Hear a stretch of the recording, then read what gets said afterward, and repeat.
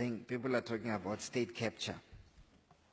But if you want to talk about capture properly, substantive capture, you have to go to all those power stations and the mines that are close to the power stations and the contracts between those mines and those power stations.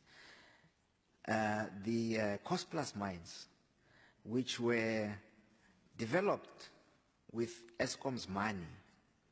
So what happens is that you, as Mr. Luyenge, get the mining license to open a mine next to a power station. Eskom gives you the money to sink the shaft. And then you get a 40-year contract to supply Eskom. And the price is agreed to. In the case of Exxaro, it was 1,132.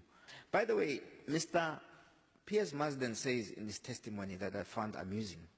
He says he could not believe that anybody could talk like that to Glencore in the way that I had spoken to Glencore. So something somewhere we must have touched the raw nerve and shaken a long existing relationship that has to do with this. I mean, if Mr. Luyenge, Parliament wants to understand state capture, I think with this optimum mine deal, you are scratching on the surface. You need to go deep into those 40-year contracts. I've seen them.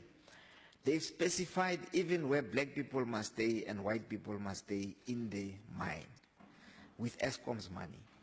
And nobody wants a truth commission about that. Nobody wants to talk about that. Those contracts continue as they were drafted 40 years ago. And in fact, in the case of Glencore, they have the audacity to say they want to change the price from 150 to 530 at an additional cost of 1.96 billion rand per annum, 6 billion rand over 3 years, that Eskom didn't have. And then Mr. Marsden says he couldn't believe that anybody could talk